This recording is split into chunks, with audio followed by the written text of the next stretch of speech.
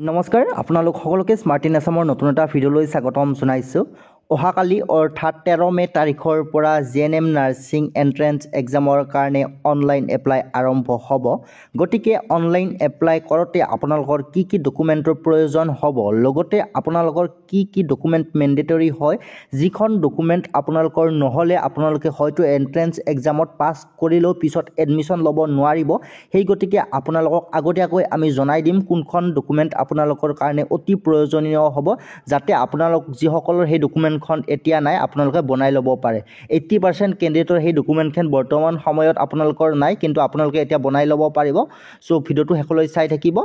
তাৰ আগতে আপোনালোকক জনাব বিচাৰিছোঁ, জিএনএম নাৰ্ছিং এণ্ট্ৰেন্স এক্সাম আপোনালোকে যদি দিম বুলি ভাবিছে, আপোনালোকে এইখন গাইডবুকৰ জৰিয়তে প্ৰিপাৰেশ্যন কৰিব পাৰিব, যিখন গাইডবুক সম্পূৰ্ণ চিলেবাছ অনুসৰি প্ৰস্তুত কৰা হৈছে। এইখন গাইডবুকত আপোনালোকে চিলেবাছ অনুসৰি গণিত, বিজ্ঞান, ইংৰাজী আটাইকেইটা বিষয়ৰ কুৱেশ্যন এনচাৰ অসমীয়াতে লাভ কৰিব পাৰিব। যোৱা 3টা বছৰৰ পৰা এইখন গাইডবুক আমি প্ৰস্তুত কৰি আহিছোঁ, আৰু এণ্ট্ৰেন্স এক্সামত 80%তকৈ অধিক কুৱেশ্যন এনচাৰ এইখন গাইডবুকৰ পৰা কমন অহা দেখা গৈছে। গতিকে আপোনালোক যিসকলে এতিয়াও ডাউনলোড কৰি লোৱা নাই, ডাউনলোড কৰি ল'ব পাৰিব। লিংক এই ভিডিঅ'টোৰ তলত ডেছক্ৰিপশ্যন বক্সত দিয়া আছে, সেই লিংকত ক্লিক কৰি আপোনালোকে ডাউনলোড কৰি মোবাইলতে পঢ়িব পাৰিব। কাৰণ এইখন গাইডবুক সম্পূৰ্ণ চিলেবাছৰ ওপৰত নিৰ্ভৰ কৰি প্ৰস্তুত কৰা হৈছে, সেইকাৰণে পৰীক্ষাত ইয়াৰে পৰা কমন অহা দেখা গৈছে। যিসকলে এতিয়াও ডাউনলোড কৰি লোৱা নাই, ডাউনলোড কৰি ল'ব পাৰিব। লিংক এই ভিডিঅ'টোৰ তলত ডেছক্ৰিপশ্যন বক্সত দিয়া আছে। চ' এতিয়া আমি আলোচনা কৰিম যে অনলাইন এপ্লাই কৰোঁতে কি কি ডকুমেণ্টৰ দৰকাৰ হ'ব। চ' এলিজিবিলিটি ক্ৰাইটেৰিয়া যিহেতু নাম্বাৰ 1তে আপোনালোকৰ আছে যে applicant must be a Indian citizen. গতিকে আপোনালোকে ভাৰতীয় বুলি প্ৰমাণ কৰিবৰ কাৰণে আপোনালোকে হয়তো Aadhaar card, PAN card, voter card এইবিলাক ডকুমেণ্ট আপোনালোকৰ বিচাৰিব পাৰে। তাৰপিছত আপোনালোকৰ কোৱালিফিকেশ্যন যিহেতু HS, গতিকে আপোনালোকৰ HS পাছৰ মাৰ্কশ্বিট আৰু চাৰ্টিফিকেট এই দুয়োখন আপোনালোকৰ প্ৰয়োজন হ'ব। আৰু আপোনালোকৰ এজ প্ৰুফৰ কাৰণে আপোনালোকৰ HSLCৰ এডমিট কাৰ্ডখন আপোনালোকৰ প্ৰয়োজন হ'ব। ঠিক আছে, HS এক্সামৰ মাৰ্কশ্বিট আৰু চাৰ্টিফিকেট আপোনালোকৰ প্ৰয়োজন হ'ব।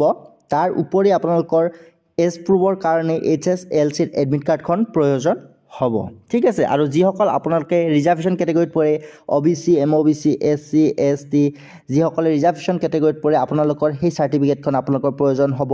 তাৰ উপৰি যিসকলে PWD কেণ্ডিডেট হয়, আপোনালোকৰ PWD চাৰ্টিফিকেট লাগিব, হয়তো পিছৰ পৰ্যায়ত আপোনালোকক মেডিকেলো কৰাব পাৰে।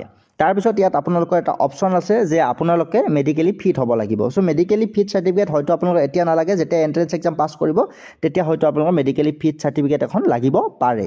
ঠিক আছে, তো এতিয়া জিএনএম এণ্ট্ৰেন্স এক্সামৰ সকলোতকৈ অতি প্ৰয়োজনীয় ডকুমেণ্টখনেই হৈছে আপোনালোকৰ PRC, যিটো আপোনালোকৰ নাম্বাৰ 2ত মেনশ্যন কৰা আছে যে permanent resident certificate is mandatory for admission in the government institute of Assam. ঠিক আছে, যিসকলে জিএনএম এণ্ট্ৰেন্স এক্সাম আপোনালোকে দিব, যদি আপোনালোকে চৰকাৰীভাৱে ছিট পায় তেতিয়া আপোনালোকৰ PRCখন প্ৰয়োজন হ'ব। কিন্তু আপোনালোকে ভয় খাব নালাগে, PRCখন আপোনালোকৰ এতিয়া প্ৰয়োজন নহয়। ঠিক আছে, আপোনালোকে অনলাইন এপ্লাই কৰাৰ সময়ত PRCখন প্ৰয়োজন নহয়, ভয় খাব নালাগে। আপোনালোকে এতিয়া ধুনীয়াকৈ অনলাইন এপ্লাই কৰি এক্সামটো দিব পাৰিব। যদি আপোনালোকে এণ্ট্ৰেন্স এক্সামটো ভালদৰে পাছ কৰে, চৰকাৰীভাৱে ছিট পায়, চৰকাৰী কলেজত পঢ়িবলৈ হ'লে আপোনালোকৰ এইখন ডকুমেণ্ট লাগিব, PRC। গতিকে আপোনালোক যিসকল কেণ্ডিডেটৰ এই PRCখন নাই, আপোনালোকে এতিয়াই এপ্লাই কৰিব। আপোনালোকৰ প্ৰায় 1 মাহমানৰ ভিতৰত এইখন PRC আপোনালোকৰ ওলাই যাব। গতিকে আপোনালোকে এই PRCখন নিজৰ SDC অফিচত গৈ এতিয়াই 2 দিনৰ ভিতৰতে এপ্লাই কৰিব। আপোনালোকে যেতিয়া চৰকাৰীভাৱে ছিট পাব আপোনালোকৰ এই ডকুমেণ্টখন কিন্তু লাগিব। এইখন ডকুমেণ্ট নহ'লে আপোনালোকে ছিট নাপাব চৰকাৰীভাৱে। গতিকে এই PRCখন আপোনালোকে এতিয়াই বনোৱাৰ কাৰণে আপোনালোকে প্ৰচেছসমূহ আগবাঢ়িব। ঠিক আছে, কিন্তু ভয় খাব নালাগে। আপোনালোকক পুনৰবাৰ কৈছোঁ, PRCখন এতিয়াই দৰকাৰ নহয়। আপোনালোকে এণ্ট্ৰেন্স এক্সামটো পাছ কৰাৰ পিছত এডমিশ্যনৰ সময়ত আপোনালোকৰ PRCখন লাগিব গভৰ্ণমেণ্ট ইনষ্টিটিউটত। চ' এইখন খুব এখন প্ৰয়োজনীয় ডকুমেণ্ট, গতিকে আপোনালোকে ৰেডি কৰি ৰাখিব। চ' আজিৰ পৰা আমি জিএনএম এণ্ট্ৰেন্স এক্সামৰ কাৰণে ক্লাছসমূহ ষ্টাৰ্ট কৰিছোঁ। ৰেগুলাৰলি ক্লাছসমূহ আমি কৰি যাম। আৰু যিসকলে আমাৰ মেম্বাৰশ্বিপ ক্লাছত বা অনলাইন ক্লাছত জইন হ'ব বিচাৰে, আমাৰ ডেছক্ৰিপশ্যন বক্সত হোৱাটছআপ নম্বৰ দিয়া আছে, জইন হ'ব পাৰিব। লগতে আপোনালোকে আমাৰ গাইডবুকখন ডাউনলোড কৰি ল'ব পাৰিব, য'ত সম্পূৰ্ণ চিলেবাছ অনুসৰি কুৱেশ্যন এনচাৰসমূহ লাভ কৰিব। চ' ভিডিঅ'টো এইখিনিতে কৰিছোঁ। ধন্যবাদ।